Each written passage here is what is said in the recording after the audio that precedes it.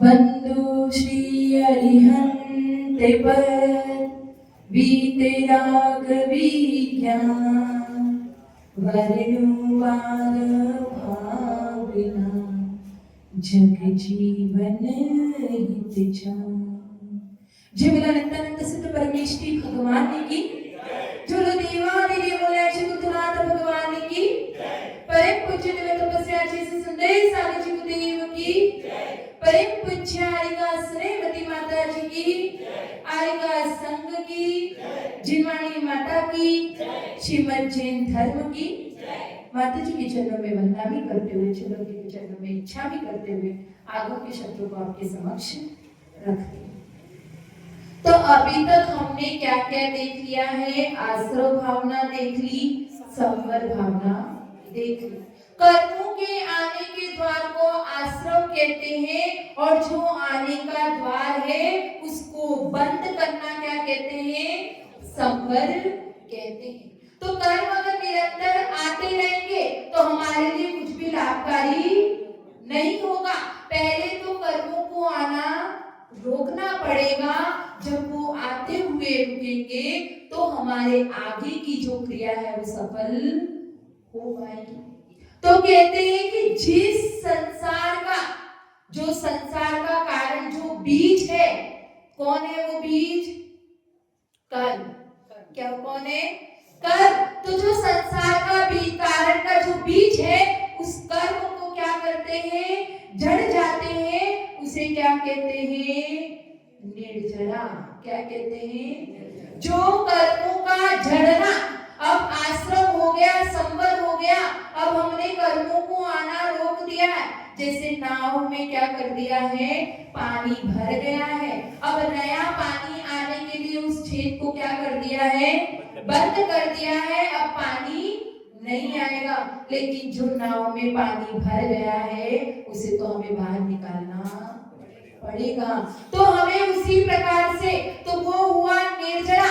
थोड़ा थोड़ा करके निकाला तो होता है एक देश निर्जरा, और पूरा जब निकल जाता है तो क्या हो जाता है? सर्वदेश निर्जरा। तो यहाँ पर हमको आज कौन सी भावना के बारे में समझना है? निर्जरा भावना के बारे में समझना है। क्योंकि जो ये निर्जरा है वो हमारे लिए क्या है? बहुत ही कार्यकारी है, लाभकारी है। क्योंकि जब निर्जरा हो जाएगी कर्मों की तब हमें मुक्ति मिल जाएगी। तो उसके पहले का प्रोसेस क्या है? निर्जरा करना। तो निर्जरा करने के लिए सबसे पहले क्या करना पड़ेगा? इंद्रियों और मन को, जिस प्रकार से सीढ़ियां होती है वो क्या होती है? वो ऊपर भी लेकर जाती है और नीचे पर लेकर जाती है। दरवाजा होता है वो क्या करता है? हमें बाहर भी लेकर जाता है और अंदर भी लेकर आता है। उसी प्रकार से जो ये इंद्रियां और मन होता है वो हमें, अगर हम इसे सदुपयोग करें, अगर इसे कंट्रोल में करें तो क्या करेगा? हमें ऊपर तक लेकर जाएगा। और अगर इसका दुरुपयोग किया, हम इसके कंट्रोल में रहे, तो हमें ये क्या कर देगी? पतन के मार्ग पर ले जाएगी। अब हम कहेंगे हमारे पास में इंद्रियां होती ही नहीं। तो जो एक इंद्रिय से लेके असंगी पंचेंद्रिय जीव है उनके पास में क्या पूरी तरीके से इंद्रियां नहीं है? इंद्रिय है असंगी पंचेंद्रिय के पास, तो उसके पास में मन नहीं है। तो जब ये नहीं है तो उसे मुक्ति मिल नहीं सकती। क्योंकि जिसके पास 5 इंद्रियां और 6 मन है वो ही क्या कर सकता है? इस मोक्ष मार्ग पर चलकर अपना क्या कर सकता है? मुक्ति को प्राप्त कर सकता है। इसलिए इंद्रियां और मन सीढ़ी की तरह है कि वो हमें ऊपर लेकर जा सकती है, और अगर उसको हम दुरुपयोग करेंगे तो वो हमें नीचे भी ले जा सकती है। तो यहाँ पर हमें यही समझना है कि हमें उन कर्मों की निर्जरा करनी है। मंगल राय जी क्या कहते हैं? टाइम कम है इसलिए जल्दी करते हैं। मंगल राय जी क्या कहते हैं कि जो सरोवर जल रुका सुखता तपत पड़े भारी, संवर रुके कर्म निर्जरा वे सोखन हारी। क्या कहा 2 लाइन में? कि जो सरोवर जल रुका सुखता, जो रुका हुआ जल अपने अपने नाम में आ गया है। जो नदी में, सरोवर में जो जल है वो रुका है तो क्या होगा? सूख जाएगा। किस वजह से?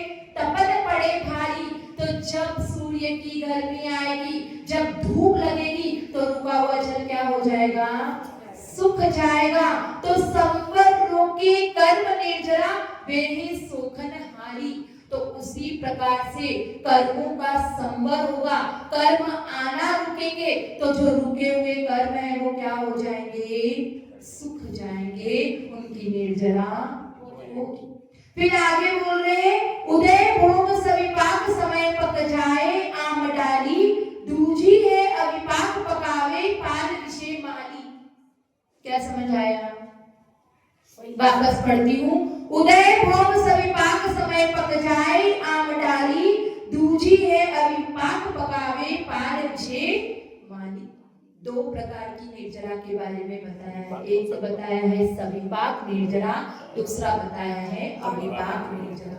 एक होती है सकाम निर्जरा, एक होती है अकाम निर्जरा, एक होती है बुद्धिपूर्वक निर्जरा और एक होती है अबुद्धिपूर्वक निर्जरा। तो क्या होता है सविपाक, अविपाक, सकाम, अकाम, बुद्धिपूर्वक, अबुद्धिपूर्वक, सबका क्या मतलब है?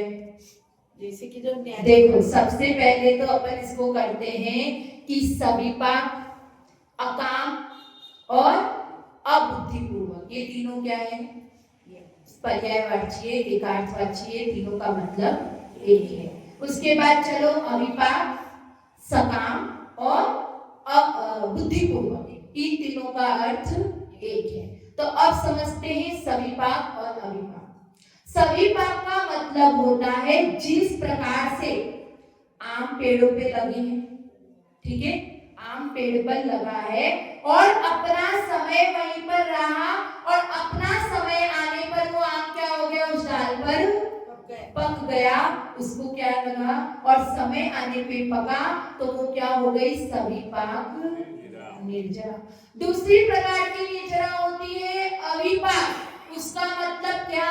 कि वो डाल पर, वो पेड़ पर आम है, अब आम को क्या किया? पकने से पहले हमने उसे तोड़ लिया और उसको अपने पास में लाकर उसको समय से पहले पका दिया। क्या कर दिया? अपने पास में है ना सारे हार्मोन्स, दवाइयां वगैरह होती है, तो हम क्या करते हैं? कच्चे आम लाते हैं और उनको समय से पहले पका देते हैं। वो आम जल्दी पकते हैं और जो पेड़ पे रहेंगे वो क्या करेंगे? धीरे धीरे और लेट पकेंगे।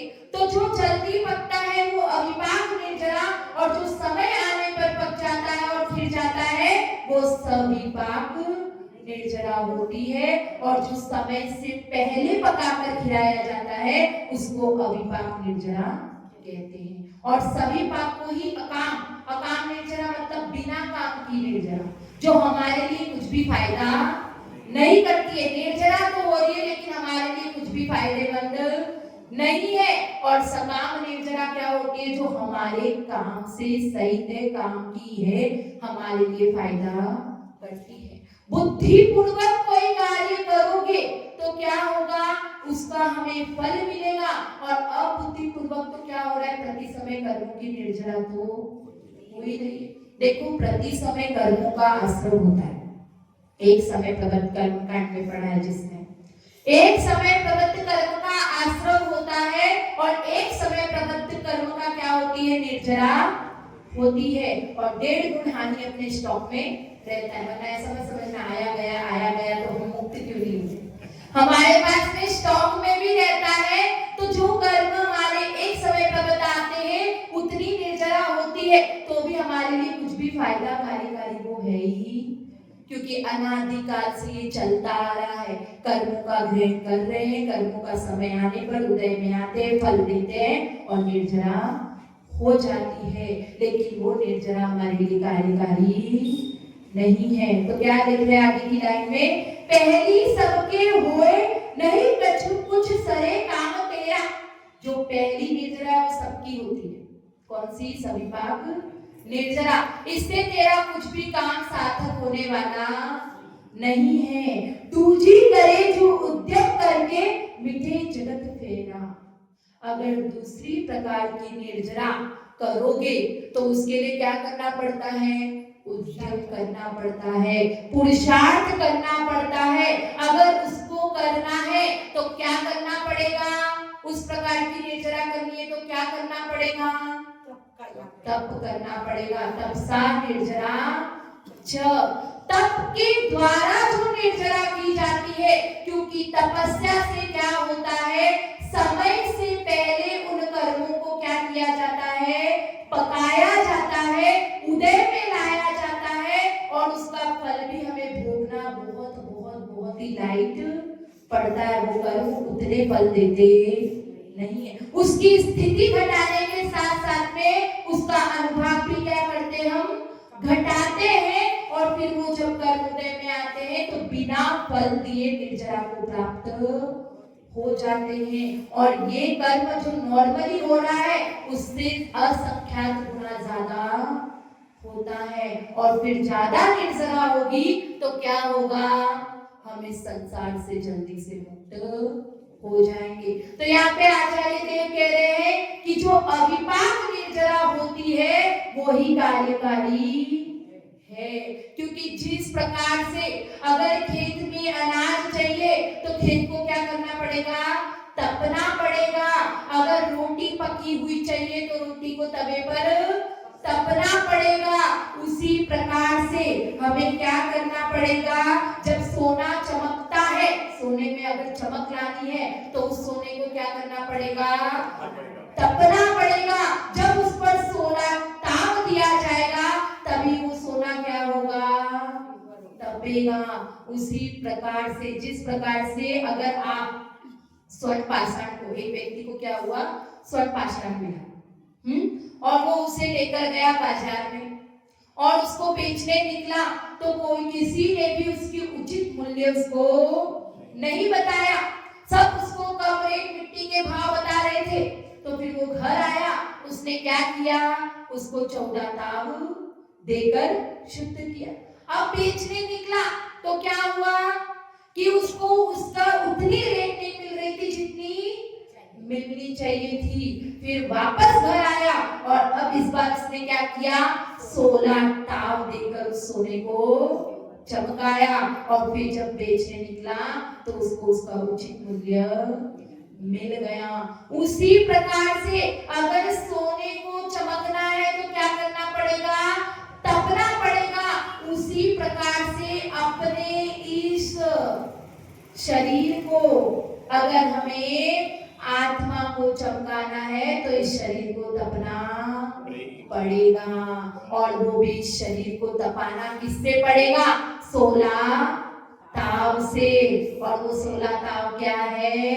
12 तप और 4 आराधनाएं जो सुबह पढ़ रहे हैं। कौन सी? दर्शन आराधना, ज्ञान आराधना, तप आराधना और चारित्र आराधना। और जो 6 अंतरंग बाह्यंग तप है, 6 और 6 12, 12 4 16। जब इस शरीर को 16 ताव से तपाओगे तो क्या होगा? वो आत्मा चमकेगी, वो राग द्वेष से रहित होकर शुद्ध बनेगी। अगर आप कहो कि अगर मैं दूध को गर्म करना चाहता हूँ लेकिन बर्तन गर्म नहीं होना चाहिए, तो ऐसा हो सकता है क्या? अगर दूध को गर्म करना है तो बर्तन को तो तपाना ही पड़ेगा। तो इसी प्रकार से अगर इस आत्मा को शुद्ध करना चाहते हो तो जो ये शरीर है उसको तपाना ही पड़ेगा। कोई सोचेगा कि शरीर तो मेरा शांति से रह ले, मेरे शरीर को तो कोई कष्ट नहीं हो और मैं क्या करूं? सिद्ध शिला पे जाके बैठ जाऊं, तो ऐसा होने वाला नहीं है। अगर आत्मा को शुद्ध करना है तो इस शरीर रूपी बर्तन को तपाने से आत्मा तपेगी, और आत्मा तपेगी तो कर्म क्या होंगे? निर्जरित होंगे। तो यहाँ पर हमें सिर्फ इतना ही समझना है कि जिस प्रकार से, एक लास्ट उदाहरण देके बताती हूँ, जिस प्रकार से किसी व्यक्ति का पेट खराब है ना, उसका पेट खराब है, अब उसको परेशानी हो रही है तो वो क्या करेगा? अपने पेट को साफ करना चाहेगा। तो पेट को साफ करने से पहले वो खाना पीना क्या करेगा? बंद करेगा, क्योंकि खाने पीने की वजह से क्या हुआ है? अजीर्ण हुआ है। तो वो खाना पीना बंद करेगा, और खाना पीना बंद करने के बाद में क्या करेगा? वो दवाई लेगा जो क्या करेगी? जो हरण पाचन करती है, तो वो क्या करेगा? अग्नि को उद्दीपित, मतलब अग्नि को क्या करेगा? प्रज्वलित करेगा। जो अंदर की अग्नि है उसे प्रज्वलित करेगा, उद्दीपित करेगा। तो क्या हो जाएगा? उसका पूरा जो संचित मल है वो निकल जाएगा, और वो क्या हो जाएगा? स्वस्थ हो जाएगा। उसी प्रकार से हमने अनादिकाल से मिथ्यात्व, राग, द्वेष, क्रोध, मान, माया, सारे दोषों का क्या कर लिया है? ग्रहण कर लिया है, और उस वजह से क्या हो गया है? अजीर्ण हो गया है। अब उस अजीर्ण से बचना चाहते हो, अपने आप को स्वस्थ करना चाहते हो, तो क्या करना पड़ेगा? इनको रोकना पड़ेगा, जिसकी वजह से हमें तकलीफ हो रही है। तो ये मिथ्यात्व, राग, द्वेष, इन सबको क्या करना पड़ेगा? संवर करना पड़ेगा, इनको रोकना पड़ेगा।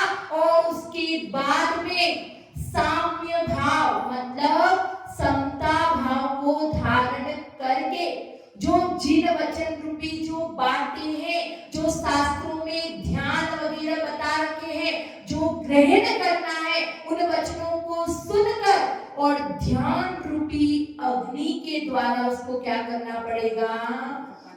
उसको नष्ट करेंगे। और जब ध्यान रूपी अग्नि के द्वारा वो कर्म क्या होंगे? नष्ट हो जाएंगे, अपने से पृथक हो जाएंगे। तो क्या हो जाएगा? जो हमारी बीमारी थी वो खत्म हो जाएगी, और हमारी आत्मा स्वस्थ और शुद्ध हो जाएगी, और हम ऑटोमेटिकली मुक्ति को वरण कर लेंगे और मुक्ति को प्राप्त कर लेंगे। आया ना समझ में एग्जाम्पल? क्या करना है कि हमें पहले तो आश्रम को रोकना है, और आश्रम को रोकने के बाद में हमें क्या करना है?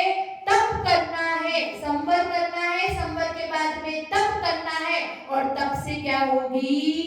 निर्जरा होगी। तो निर्जरा के 11 स्थान बता रखे, कौन कौन से होते हैं? पहले, सबसे पहले तो क्या होती है? जब वो प्रथमोपशम समय को प्राप्त करने वाला होता है, तो वो मिथ्या दृष्टि से सम्यक दृष्टि बनने के बीच में पड़ाव आते हैं। फिर सम्यक दृष्टि के बाद में जो पंचम गुण स्थान वर्ती श्रावक जो होते हैं, व्रती, उनका होता है, उनकी असंख्यात गुणी निर्जरा होती है। उसके बाद में जो संयम, जो मुनिराज है, उनकी होती है असंख्यात गुणी निर्जरा। उसके बाद में जो सम्यक अनंतानुबंधी का भी संयोजना करने वाला है, उसकी होती है। उसके बाद में किसकी होती है? जो दर्शन मोह का छपक है, जो छपक श्रेणी पर है, उसकी होती है। उसके बाद उपशम श्रेणी की होती है, जो उपशम श्रेणी पे मुनिराज है।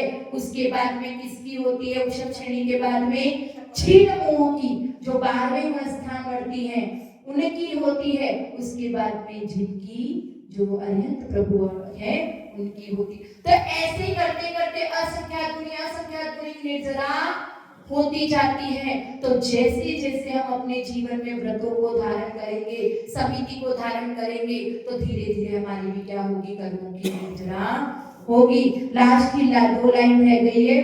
संवर सहित करो तप प्राणी, मिले मुकत रानी, इस दुल्हन की यही सहेली, जाने सब ज्ञानी। क्या कह रहे हैं? कि तपस्या करो तो संवर पूर्वक करना। सम्यक प्रकार से तपस्या की जाएगी तो वो तुम्हारे लिए फलीभूत होगी, फायदेमंद रहेगी। वरना क्या करो? तुम्हारा गज स्नान पूर्वक ना हो जाए। हमने कल ही पढ़ा था, हाँ, कल ही पढ़ा था कि हम क्या करते हैं, कैसे निर्जरा करते हैं। कि यहाँ पर तो हमने बहुत अच्छे अच्छे वचन सुने, बहुत सब कुछ कर लिया, ध्यान कर लिया, ये कर लिया, और फिर जैसे ही बाहर निकले और वैसे ही क्या करने लगे? वही पाप के कार्य करने लगे। तो क्या कह रहे हैं? कि संवर पूर्वक, क्योंकि जिस प्रकार से हाथी होता है, वो जाता है, नहाकर बाहर आता है, और फिर वापस वो मिट्टी में लोटपोट होके गंदा हो जाता है। तो हमारी भी अगर संपर्क पूर्वक तपस्या नहीं हुई, पहले कर्मों को आना नहीं रोका और हम तपस्या कर रहे हैं, तो वो निर्जरा कुछ भी होने वाली नहीं है। यहाँ पर करी फिर बांधा, यहाँ करी ये बांधा। तो कह रहे हैं तो जब संपर्क पूर्वक तुम निर्जरा करोगे तो तुम्हें वो मुक्ति रानी मिल जाएगी। और उस मुक्ति को, उस मोक्ष लक्ष्मी को क्या दिए आपने उपमा? दुल्हन। क्या दिया है? दुल्हन। तो इस दुल्हन की एक ही सहेली है। कौन है वो सहेली?